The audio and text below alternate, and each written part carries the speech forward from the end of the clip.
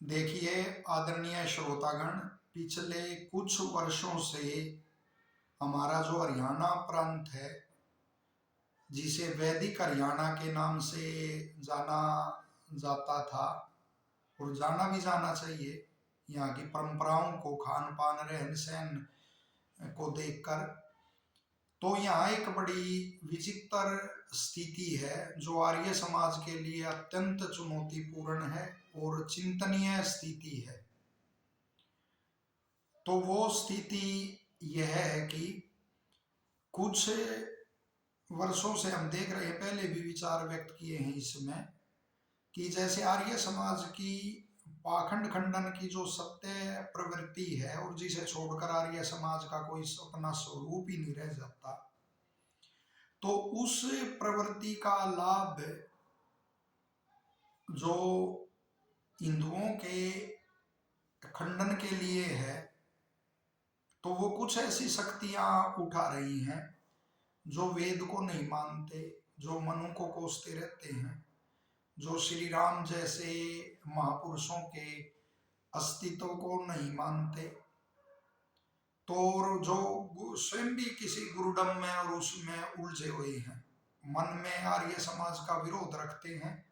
लेकिन आर्य समाज की ऐसी पोस्ट जो हिंदू, आर्य जो हिंदू बन चुके और जो उनमें ये परंपराएं चली, तो उनके खंडन में जो वक्तव्य हमारे विद्वान देते हैं, तो उनको वो शेयर करते हैं।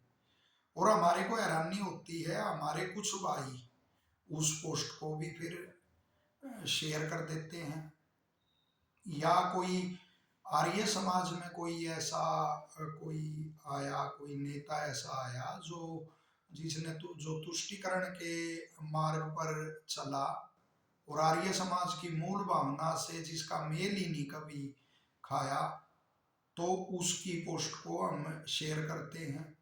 किसी ने उसकी पोस्ट को शेयर किया और किसी ने हम उसकी पोस्ट को फिर शेयर करते हैं। पाखंड खंडन के लिए तो ये सत्यार्थ प्रकाश नहीं है क्या हमारे पास? 11वें समुल्लास में वो 16 दोष मूर्ति पूजा के स्वामी जी ने गिनाए, और साथ में लिखा भी है कि जो राम राम का नाम रटते रहते हैं और जो सत्य धर्म होता है जो उसका आचरण नहीं करते, तो वो ये अपना पेट भरने के लिए और दूसरे का जीवन नष्ट करने के लिए करते हैं। तो वो भी उदाहरण है हमारे पास।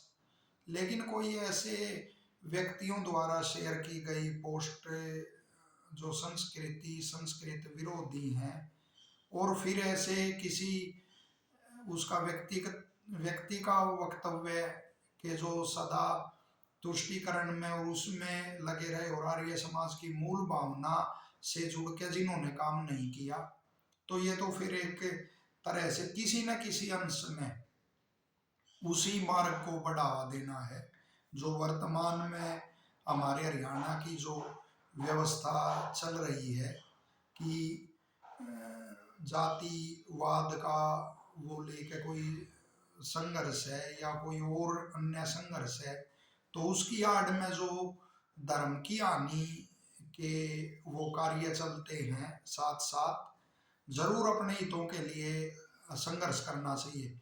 लेकिन कोई भी ऐसा वक्तव्य जहाँ होता है जिससे ये लगता है भाई धर्म की हानि होगी, तो उससे तो फिर एकदम से वो दूर ही रहना चाहिए।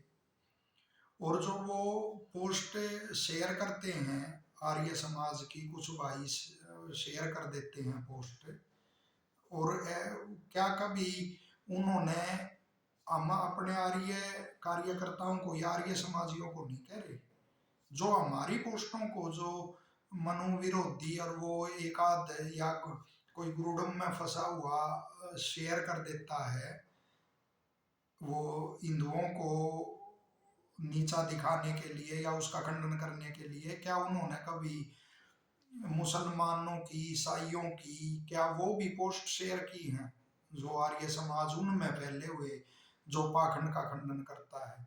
तो उनकी तो कभी नहीं शेयर की होंगी। मनु महाराज का जो सत्य वो है, विद्या है मनु महाराज की, उसका जो हम प्रकाश करते हैं, क्या तुम उनकी भी तुम शेयर नहीं कर सकते पोस्ट? तो ये तो भयंकर एक वातावरण हरियाणा में चला हुआ है।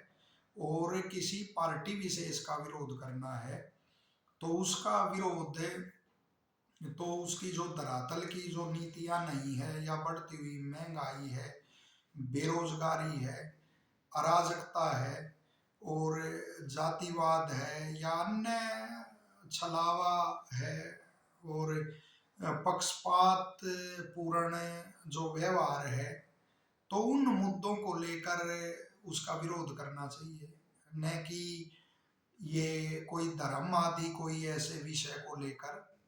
और हमने पहले भी बताया था कि हम तो मूर्ति पूजा पाखंड अवतारवाद का खंडन इसलिए करते हैं कि वो, यदि आर्य जाति में जो हमारे हिंदू भाई हैं जो आर्य हैं, यदि उनमें कोई पाखंड और वो ऐसे आ गए हैं, वो उनको दूर करके सत्य वेद मार्ग को अपनाएं और संसार को, स्वयं को सुखी रखें और संसार को सुखी रखें। हम तो उस आधार पर करते हैं। लेकिन वो कोई शेयर करने वाले या तो पार्टी विशेष से वो दुखी हैं, या किसी व्यक्ति विशेष से दुखी हैं, यदि, और या फिर वो काम करते हैं जो मनु विरोधी हैं, या संस्कृत विरोधी हैं, संस्कृति विरोधी हैं, वेद विरोधी हैं, वो ऐसे काम करते हैं। तो दोनों ही रूपों में धर्म की हानि है। वरन सत्यार्थ प्रकाश में देखो 11वें समोल्लास में वो 16 दोष मूर्ति पूजा के स्वामी जी ने गिनाए, और स्पष्ट लिखते हैं राम राम कहने से और सत्य वो धर्म का आचरण न करने से कुछ नहीं होने वाला। जैसे शक्कर शक्कर कहने से मुंह मीठा नहीं होता। और साथ ही कहा है, ऐसा करने वाले लोग केवल अपना पेट भरने के लिए ऐसा करते हैं और दूसरों का जीवन नष्ट करने के लिए ऐसा करते हैं। और साथ में स्वामी जी वहाँ यह भी लिखते हैं कि जो ये अवतारवाद के भक्तों के, उसके लिए कष्ट निवारण के लिए, संतों के कष्ट निवारण के लिए अवतार भगवान लेंगे। वो कह रहे ऋषि जी, यह भी आर्यव्रत के लिए अहितकर बात है, यानी इससे भी कोई हित नहीं होने वाला। तो स्पष्ट सिद्धांत है कि ईश्वर जैसा ना कोई था, ना है और न होगा। और आर्य समाज राम को मर्यादा पुरुषोत्तम के रूप में मानते हैं, और उनकी शिक्षाओं का, जो वेद की शिक्षाएं हैं जो उन्होंने अपनाई, और जो वास्तविक उपासना पद्धति, यज्ञ पद्धति उन्होंने अपनाई, और जो उनका न्याय था, आर्य समाज सदा उसका वो प्रचार प्रसार करता है।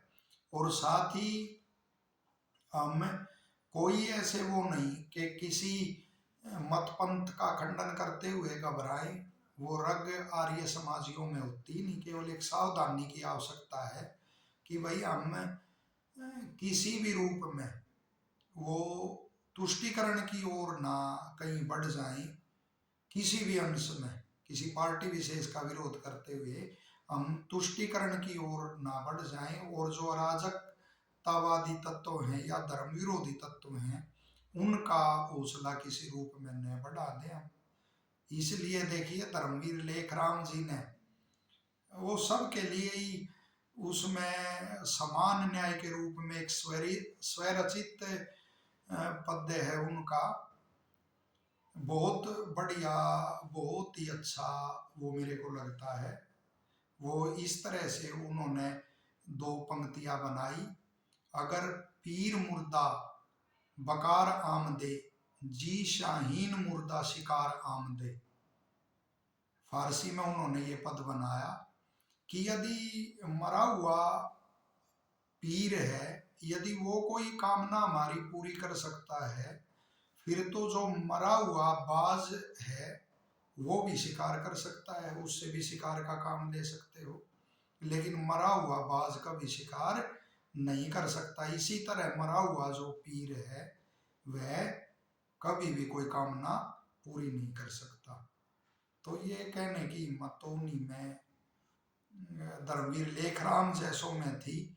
और यह भी एक विचित्र स्थिति बन गई है, हम देख रहे हैं कि जो पौराणिक भाई आर्य समाज को अपना संरक्षक समझते थे, वो भी आर्य समाज पे वो अनेक बातों को लेकर आक्षेप करने लगे। तो वो दोनों ओर से गिर चुका है आर्य समाज।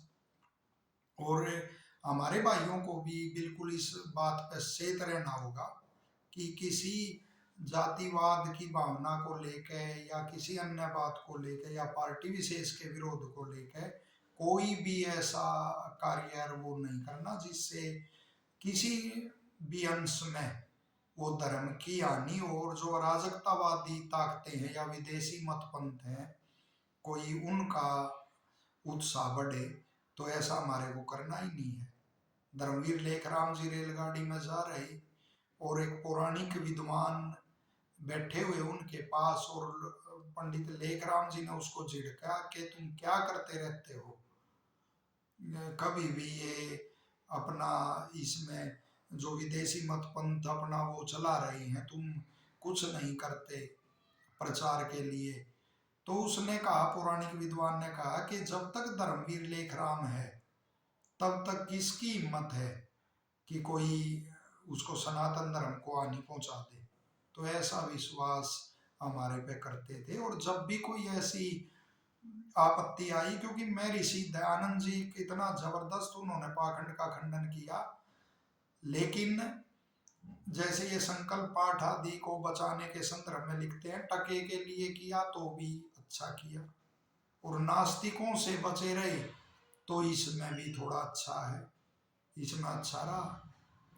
तो जिस देश में हम रह रहे हैं वो तो एक ही सिक्के के दो पहलू हैं, पौराणिक और आर्य समाजी। उनको भी, पौराणिकों को भी ये समझाना, हम समझाते रहेंगे चाहे हमारा वो कितना ही विरोध करते रहें कि मूर्ति पूजा को छोड़ो, अवतारवाद को छोड़ो। स्वामी दयानंद जी स्पष्ट लिखते हैं, जैसा बता सत्यार्थ प्रकाश में, कि भक्तों के संतों के वो रक्षा के लिए अवतार आएगा, यह तो आर्य व्रत के लिए अहितकर बात है। और 16 दोष मूर्ति पूजा के वहाँ 11वें समोल्लास में गिनाए हैं। तो हम क्यों किसी ऐसे आदमी की पोस्ट शेयर करेंगे जो तुष्टिकरण और उस पर लगे रहे।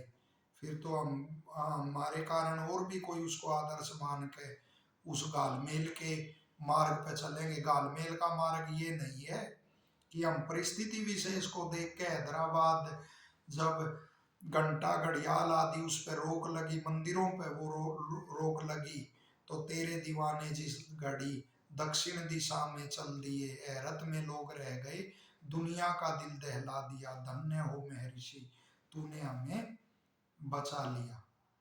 तो हम तो ऐसी कोई रक्षा की बात आती है तो आर्य समाज अपने भाइयों के लिए खड़ा रहता है। और किसी के साथ कोई हमारे स्वदेशी जो वो हैं उनके साथ कोई अन्याय पूर्व में हुआ, यदि वो ठीक हुआ और वो अपना अधिकार और वो ले रहे हैं कहीं, तो उसमें तो सबको खुश होना चाहिए। जैसे धर्मवीर लेखराम, किस विधर्मी ने उनकी हत्या की, लेकिन उनके कितने उदार विचार थे। वो जैसे अपनों का खंडन करता है आर्य समाज, तो यदि विदेश मत पंथों का खंडन करता है तो उनके हित के लिए। वरन उनको भी कहते थे वो कि भाई तुम तो आर्यों ही के तो वो हो, आर्यों ही से बने हो तुम, और कोई ऐसे धर्मांतरण हुआ है तो क्यों आपस में लड़ते हो, तुम भी गले मिलो, हमारे हमारे से मिल के रहो।